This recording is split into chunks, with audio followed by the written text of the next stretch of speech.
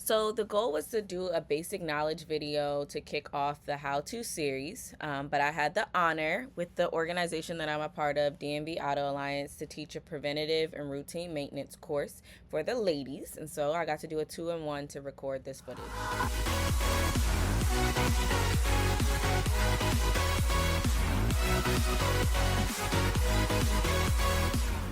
Being said, I think Ashley and Jack are going to be first to present. This was originally supposed to be 2 different sessions, but I think we're going to kind of mix it into one. We had Ashley, she was going to do a ladies only when we want to kind of go into classrooms, a ladies only type thing, because we know that females have a different experience when it comes to dealing with cars and mechanics and stuff like that than males. So we wanted to kind of address things that females specifically experience. And then Jack was going to talk about more general maintenance and stuff like that, like things that you guys can possibly learn to do yourself and save a lot of money. Or at the very least, if you do go to a mechanic, they won't take you for a ride. And, you know, you can kind of hear when they're starting to kind of like, you know, BS you a little bit. So yeah, we're going to have these 2 wrapped into one for today, but just know in the future we might, like most likely we'll kind of split it up. So anyway, Ashley, Jack, you got the floor.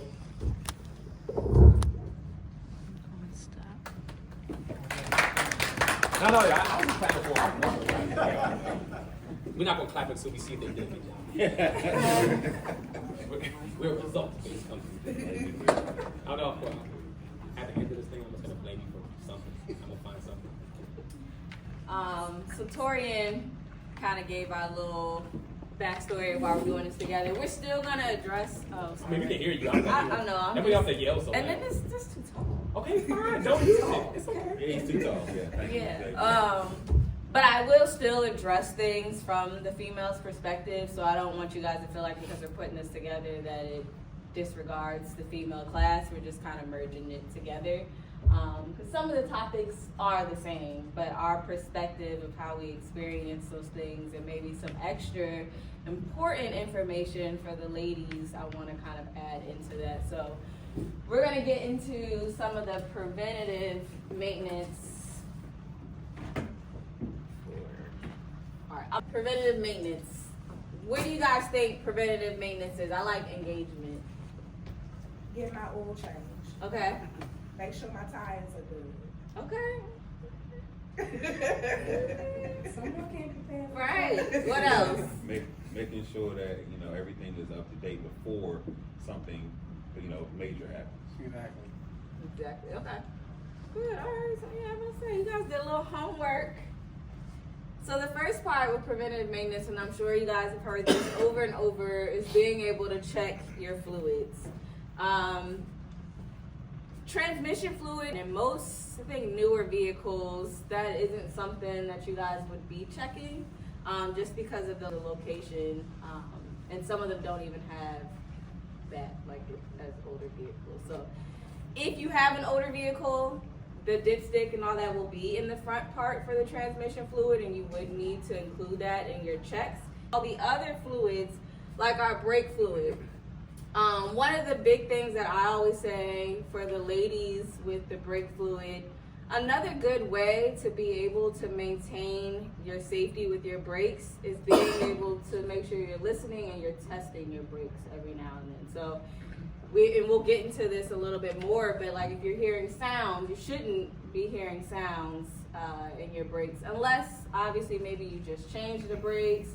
Maybe the car's been sitting for a long time. There are other factors in there, but being able to test your brakes. But looking in your engine bay, car might be laid out slightly differently, but it's all the same. You'll see the images. I wanted to add the images because I know sometimes we see all these different compartments in our engine bay and we don't know which is which. I've seen people put the wrong fluid in the wrong compartment, and that causes you a whole lot of issues.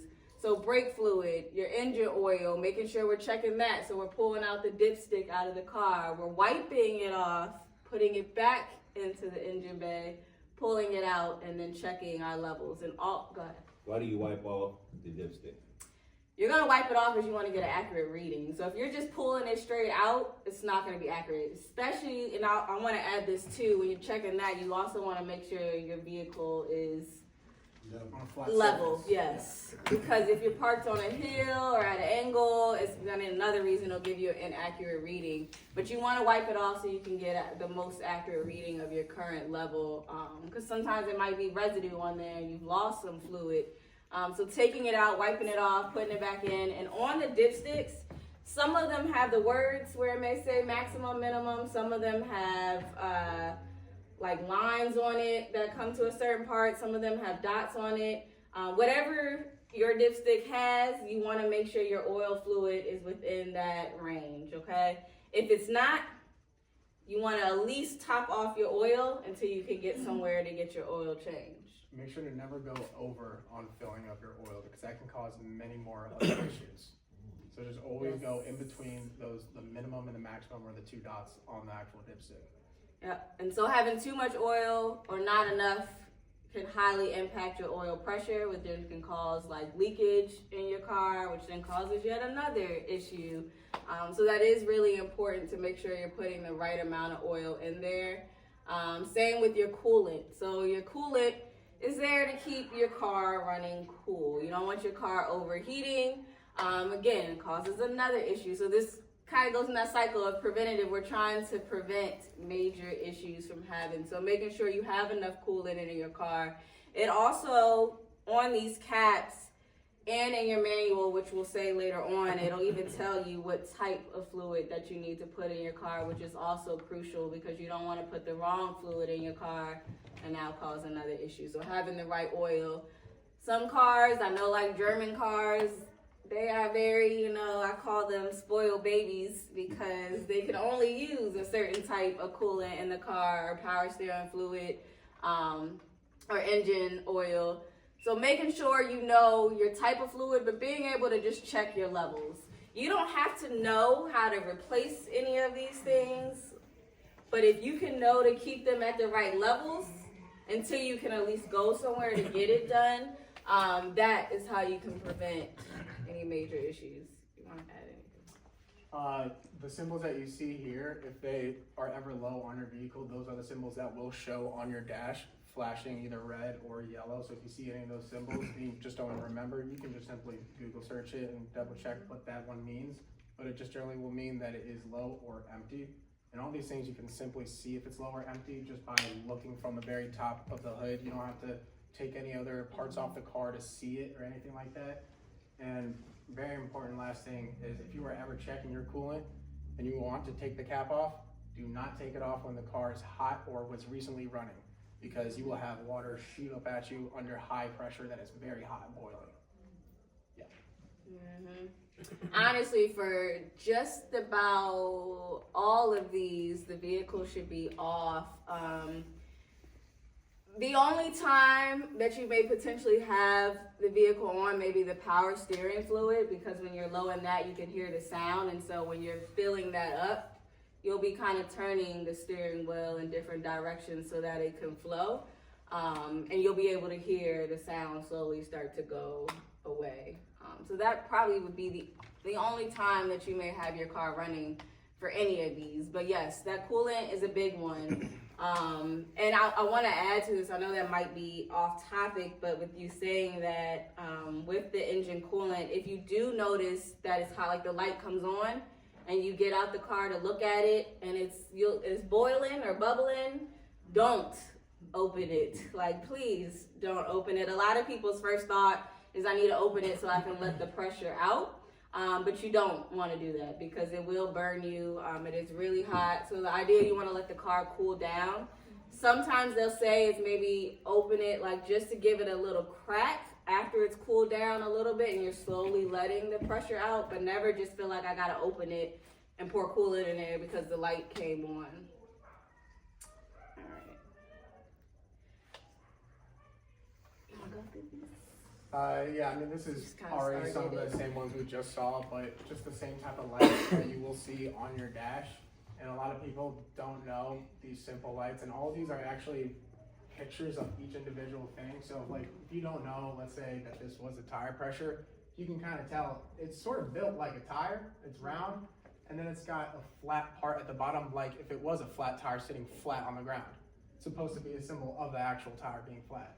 So like all these things will be generally what they look like. I mean, this one looks like it's shooting out a liquid windshield washer fluid. This one has a thermometer and some water. It's for your cooling. Explain that break. Break. Oh. Yeah, but you can't explain that one. No, actually, Oh, go ahead. it does kind of look like your rotors, you know, and this might be like the caliber, you know. See? Actually, I believe that this symbol is Drum from brakes. older It's cars. drum- Yeah, drum, we'll say drum from brakes. drums, because a shoe brake pad is shaped just like that, and it goes outwards into a circle, and like pads do on rotors now when they sandwich them. Yep. So it is kind of built like That's an what I'm original saying. brakes, like the OG brakes. Yep. Yeah. Little drum brakes in there. Yep. You get the baby seat. You said say that Oh, again. and then- Talk a little bit more. Yeah, for the check engine light, now that one can mean almost anything in your vehicle. That's when you can simply go to your local AutoZone, Advanced Auto Parts, O'Reilly's, and all of those stores, they do a free diagnostic reading. You can just go in there and ask them, hey, can you read my code? They won't explain it because I work at Advanced Auto and we're not legally allowed to tell you what it means, but you just take that code, put it into Google, it'll let you know what it is. And generally, many of the times, you can go about much cheaper ways of fixing things. Like a code I see a lot that comes up is P0420, which has to do with your catalytic converter. And people are like, oh, I gotta go buy a $1,000 catalytic converter. When there's something called CataClean, that's $25 that you put in your gas tank, and it'll clean out your catalytic converter instead of having to spend $1,000. What's the name of that? CataClean. You can get it at any of your auto parts stores nearby. Let me share this if I may. I have a older Buick Cross, I think. It's only got Cross? 15,000 miles on it. It's a classic, Yeah. like branded. The engine check light came on, right? The gas was low. I went in, filled the tank, it went out. Okay. I've got another car, it's a 12-year-old Jeep Cherokee. Engine light came on, I went in, put gas in, drove it and went off. Never had a problem with it. So that's a thing that I have experienced. That could be simply due to But many that different other things. thing, what's the name of that? CataClean. Clean, CataClean. C-A-T-A, clean. Got it. Like yes. Yes. I'm gonna get the Space Marine is stagnant check engine light and leaking check engine light. Okay, so there are many different types of check engine lights. There are permanent, semi-permanent lights. And a semi-permanent one is something that you can easily plug up into with an OBD and delete it, and it won't come back unless if it's a preceding issue. But permanent lights are only lights that will only go away once that issue has been noticed to be fixed in the actual sensors and systems, and you can only generally delete it from a much more expensive OBD2 reader that it has dealership levels of dealing with the car. One thing I'll add with the check engine, because you made a good point, that sometimes it comes on for simple things and sometimes it is something major. So it's always important though, either if you have your own, I always tell people to have their own scanner because you never know where you are, or even if you can move the vehicle somewhere to get it checked. But at least having someone, one we put on here later, but there's like Bluetooth ones so you can leave it plugged up in the car and be able to check it on your phone, and it lets you record and save all the codes that come up, and being able to Google it to see if it's something small. Because I've also, to your point, I've seen people have check engine lights come on just because they put gas in the car, but they didn't put the cap back on and left it open. Yeah, like it came on just because you left the gas So will cap a on. code come up to tell you that? Yes, because there's not correct pressure in the gas tank. There is a pressure sensor in the gas tank, and if there is, some sort of pressure leaking out through the gas cap because it's not fully locked on, it will alert that sensor. Yes. So, what advanced auto parts do you work in? Because I want to know if I bring it in and the check engine light is on because I have an '06 Corolla, the check engine light is on and it's off, it's on, and I've tried to get it fixed like several times, and it's an air sensor here or this, and I'm trying to put money into it. So to let me know like the difference between, like you said, to use CataClean or if it is a larger issue, how do you really know? Which way you go once you get the code. If you go to Advanced or AutoZone, Google it. How do you really know though which way to go? Honestly, well, it would be then maybe asking somebody who would have a little bit more knowledge of cars, because then I would then ask how many miles is on the car. Because if it's under like 75,000 miles, then your cat's probably perfectly fine. Because usually cats can last you at least 150. I mean, there are cats on another cars one that too. have gone through 300,000 miles and still are perfectly No, a regular one. Try to show exhaust fumes that come through and don't get clogged at all. But one of the biggest issues to a cat, which is one of the most expensive things on your vehicle that can go wrong, is that it gets clogged. It gets dirtied from your actual exhaust itself. And that's why CataClean is usually the first step I tell people, because that's the most common thing wrong with cats, is that it's dirty. It's not that it's broken or the inside of the filter got shattered and shot out the back or something. It's usually just clogged up, and it needs to be cleared out through with just a simple bottle of CataClean. And that's why I usually would suggest that, because even if that doesn't fix, so what? You spent $20 to maybe see if that would fix it, and now you go down the $1,000 route of going to get a brand new cat. But you just saved maybe $1,000 if it did work. And usually I would just, like, depending on which issue it is, always go for the first cheaper option. Like, let's say if you have headlight troubles, like I had someone come into my store the other week. They've had headlight troubles. We sold them a new bulb. The bulb didn't work. I sold them another one thinking it was effective. It didn't work as well. And they said, well, what do I do about this? Because the bulb is working. Well, it's either the connection, the wiring, the relay, or fuse. And I always start to check on the first cheapest thing. The fuse, yeah. The fuse, you can easily pull that out, take a look at it, see if it's burnt, just black, crispy, burnt at all. Is it easy to change a bulb? To change a I bulb, did bring mine. It depends on the Because I'm probably gonna be a great hands-on. I love it. What are those? It depends on the car, but that looks like turn signals, So yeah. yeah, so once we finish this, we can all take a field trip. But no, to answer your question though, some cars are like extremely easy. Like you just go in, you twist the cover off, pull the harness out, change the bulb. Then you got, like I said, the newer these cars get, sometimes they're more complicated. So there are some vehicles that you can't just easily get to. Some of you gotta pull the bumper off to be able to pull the headlight off. I was gonna say, Sometimes you for gotta my replace the Mustang, whole you gotta house. change the light bulb, you're gonna drop the whole bumper, and you're gonna drop everything, and then take the headlight out, and then you're gonna swap it. Yeah, I was like, That's same how with my my truck car. is. You gotta take the whole bumper off just to get the headlight. Yeah, I wanted to show you guys two examples. So you got a Bluetooth one. This is one that you can just keep in the car, and you'll set up an app on your phone, and it logs all of the information or any codes that may have come off. And then this is your standard one that you plug up. And like we said, there are some codes that you're able to clear. That is one thing that I always say too, is to clear the code, drive the car around, see if it comes back up, because there are some times that it's come up and it's something simple that may have just triggered it, but then it goes away and never comes back again.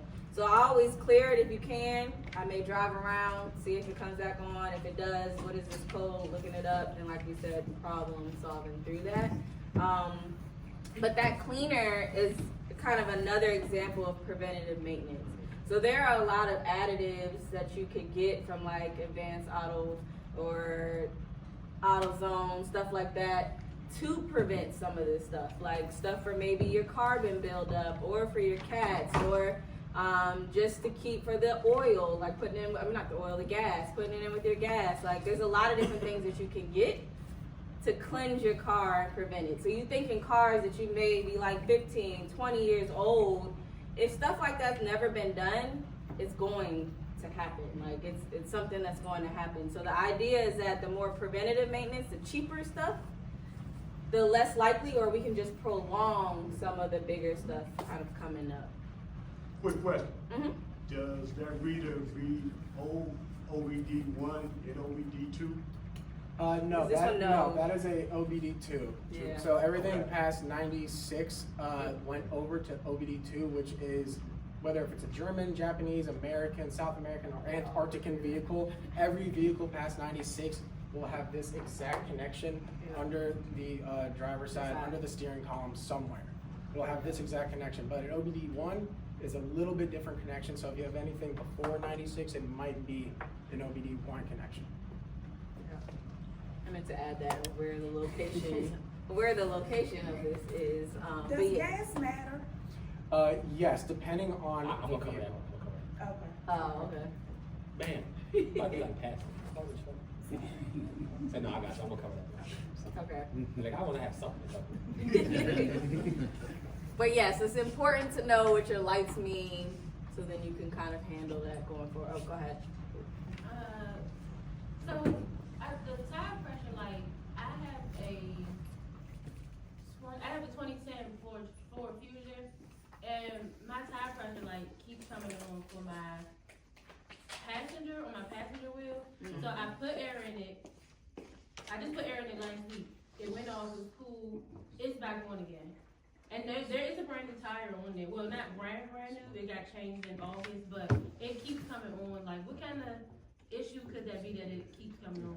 I got, So I got a go ahead. question for her actually. Is it solid or is it flashing? It's solid. Okay, just making sure because there's two differences to that. That's why. Yeah. So the first three things that always come to mind when people tell me that they put air in their tire, and it's especially this time of year. The first one is potentially a slow leak in the tire. I know you said that it's a new tire, but that could still happen with a brand new tire if it wasn't put on correctly, but a slow leak. The second thing that comes to mind is sometimes people get new tires, but they don't replace or check their tire pressure sensor that's in your wheel. So if that's going bad, then that's going to trigger the sensor. And the third one is definitely in the cold weather, it's always going to make your tire pressure go up and down when the weather changes. So sometimes in the wintertime, you put air in there, the temperatures drop like how they did last night, and your air pressure drops with it. And so that could also make the light come on. Then I know you said that it's just the one wheel, because another thing I want to add, just if you guys don't know what wheel it is, because it never really dawned on me until recently when I was helping someone, is that their tire pressure kept going off and they kept putting air in it and kept paying people to check their tires. And they have a spare tire in their trunk, and that was the tire, the sensor that kept going off on their dash. What? Yeah. So just keep that in mind too. All your All of your tires seen have that before. I've seen that TPMSs, twice. which are like Bluetooth sensors. Wow. And so if there's a fifth tire within the radius of that Bluetooth sensor, it will pick that one up and probably just replace one of the other tires for that sensor in the system. Because it's just Bluetooth connection picking up a signal in the air.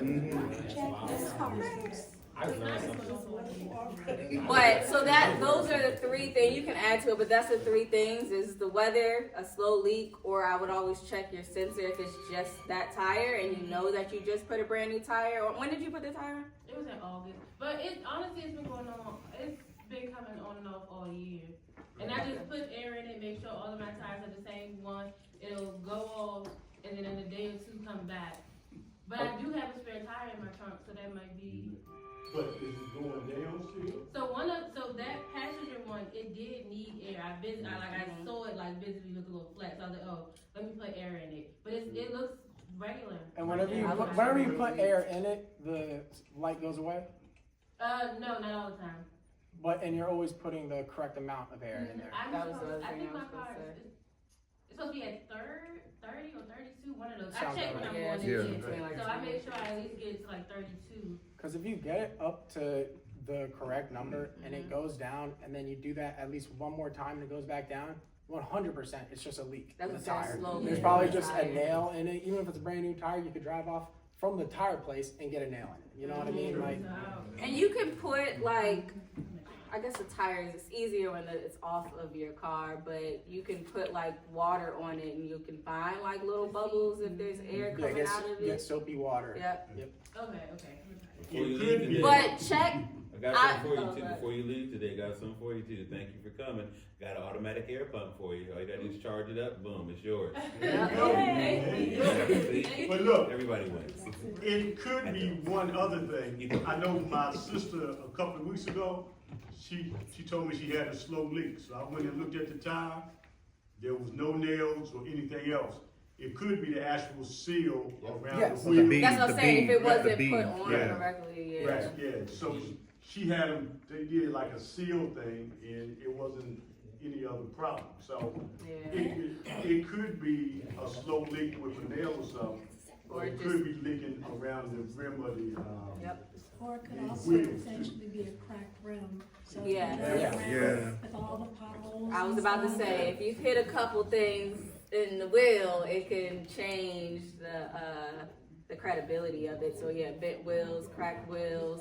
Even if you just like curved the wheel, you know, and it took a little chunk out of the tire. It's enough. Yeah, so the soapy water trick though will help you find where the leak. So if it is around the rim, you'll notice it there. If it is something small, you'll notice it there, yeah. But making sure, I was gonna add, because I don't know how new you said your vehicle was, but okay, because I was gonna say, if they're not, some of these cars are very particular on the pressure level. So if they're not all equal, the light will still come on if they're not all equal of where they should be. Because one could be slightly too high, one could be slightly too low, and the light's gonna come off if they're not in the same range. Especially if you have like an all-wheel drive car. I know I got another question. oh, I got a question. You got a question back there? You got a question. She got a question. Oh, please. Yeah, this is a simple question. Is there a disadvantage if when you're filling up your car, if you go beyond the F that's on, for gas? No. A disadvantage? Yeah. No. Yeah.